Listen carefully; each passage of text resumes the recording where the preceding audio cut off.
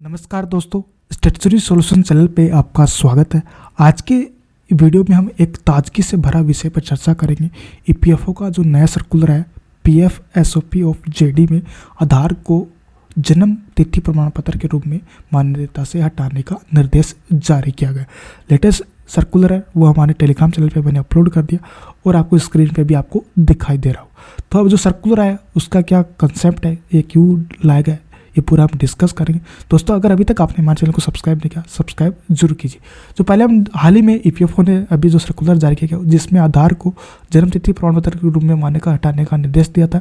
दोस्तों पता है कि आधार का उपयोग किस में आपको आज के टाइम में अगर हम आप देखें तो हमारे हर आइडेंटिटी प्रूफ में आधार का उपयोग किया जाता है। लेकिन अब सर्कुलर में उजागर हुआ कि एयूएस एंड केयूएस के आधार कार्ड ये आधार कार्ड को जन्म तिथि प्रमाण पत्र के रूप में मान रहे थे, जिस पर सर्कुलर ने रोक लगाई है। जो अभी आधार का इन्होंने लेटेस्ट सर्कुलर जारी किया गया।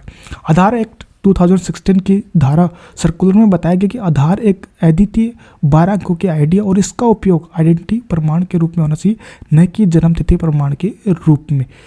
तो दोस्तों अभी जो लेटेस्ट हाई कोर्ट का जो फैसला है, सर्कुलर ने बॉम्बे हाई कोर्ट के हाल ही में फैसले को भी मजबूती से उजागर किया गया, जिसमें आधार को जन्म तिथि प्रमाण पत्र को मानने की बात की ताकत दी गई थी। अब दोस्तों जो सर्कुलर का आदेश है आधार का, सर्कुलर में दरअसल कहा गया है कि आधार को जन्म तिथि प्रमाण पत्र के रूप में मानने से इनकार कर दिया गया और इसे स्वीकृत दस्तावेजों को सूची में से भी हटाना चाहिए। जो आप लेटेस्ट अगर आप पीएफ का सर्कुलर देखोगे उसमें भी यही मेंशन है। और साथ में इन्होंने जो लेटेस्ट आधार की तरफ से उन्होंने सर्कुलर जारी किया गया 22 दिसंबर 2023 को, उसको रेफर करके उन्होंने अटैचमेंट करके तब ये डॉक्यूमेंट्स हटाए गए।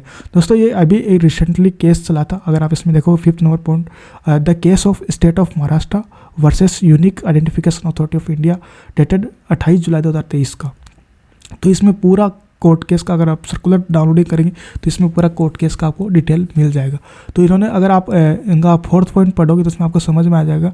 ऑफिस ऑफ मैंडेटोरम dated 20 December 2018 issue by the MEITY through UID when it is has been stated that an Aadhaar can be used for establishment identification of individually subject to authentication and thereby पर it's not a proof of date of birth. तो इसी को बार बार जरूर देख के इसी वजह से इन्होंने सर्कुलर जारी किया गया कि अब आधार है वो किसी में भी आपका प्रूफ और DOB काम नहीं करेगा। तो इसके अलावा आपको अदर डॉक्यूमेंट सबमिट करने पड़ेंगे। तो जैसे पीएफ में एप्लीकेबल है, बाकी अदर अगर आप कहीं पे भी अपना डेट ऑफ बर्थ के रूप में आधार सबमिट करो तो वो आपका इनवैलिड माना जाएगा। तो वो अभी ये डाटा से डिलीट कर देंगे कि आपका एज जो आपका डेट ऑफ बर्थ प्रूफ है वो आधार माना जाएगा। ये आपका अभी से गलत साबित हो जाएगा। तो अब अगर आप पीएफ में अगर आपने आप करेक्शन करानी है तो इसके आधार के अलावा आपको कौन से डॉक्यूमेंट सबमिट करने, तो अगर आप एनेक्सर के में आपने पीएफ ऑफिस ने रेफर किया जो SOP थी आई थी लेटेस्ट वाली, तो उसमें अगर आप पॉइंट नंबर आप देखोगे टेबल B एनेक्सर 1 में अगर आप जाते तो आपको इसमें 10 ऑप्शंस मिलते हैं डेट ऑफ बर्थ करेक्शन कराने के, आप कौन सी सपोर्टिंग डॉक्यूमेंट दे सकते हो। जिसमें 5th नंबर पे आधार है तो ये डिलीट हो जाएगा। तो अब आपके पास 9 ऑप्शन बचते हैं जो आपको date of birth of proof आपके माने जाएंगे। तो जिसमें आपका बर्थ सर्टिफिकेट हो गया, पासपोर्ट हो गया, आपका सर्टिफिकेट ऑफ स्कूल्स के जो हो गए, TC हो गई, जो भी आपके रिकॉर्ड है सेंट्रल या स्टेट गवर्नमेंट में हो गया, PAN card by IT department हो गया, पेंशन पेमेंट ऑर्डर हो गया, domestic certificate issue by the government department. तो ये आपके जो डॉक्यूमेंट्स प्रूफ हैं ये आपके माने जाएंगे, जो बाकी और आधार कार्ड आपका वैलिड नहीं रहेगा, चाहे आप वो कहीं भी आप डेट ऑफ बर्थ के रूप में माना जाए। तो ये आपको कैसा लगे अपडेट आप जरूर बताएं, क्योंकि आज के टाइम में आपको पता है कि आधार के बिना सब कुछ वो इसी को सबको आधार लेके मान रहे हो, और अब सडनली सर्कुलर आता है कि आपका जो DOB प्रूफ है वो आधार नहीं माना जाएगा। तो इस सर्कुलर से साफ है कि आधार को जन्म के रूप में मानने से हटाया जा रहा है और हमें इसे सही से समझने को सुनिश्चित रहना चाहिए ताकि हम अपनी आवश्यक दस्तावेज को सही तरीके से प्रस्तुत कर सकें। दोस्तों अगर ये वीडियो आपको पसंद आए तो लाइक शेयर करें और हमारे चैनल को सब्सक्राइब करना न भूलें। धन्यवाद, जल्दी मिलते हैं नेक्स्ट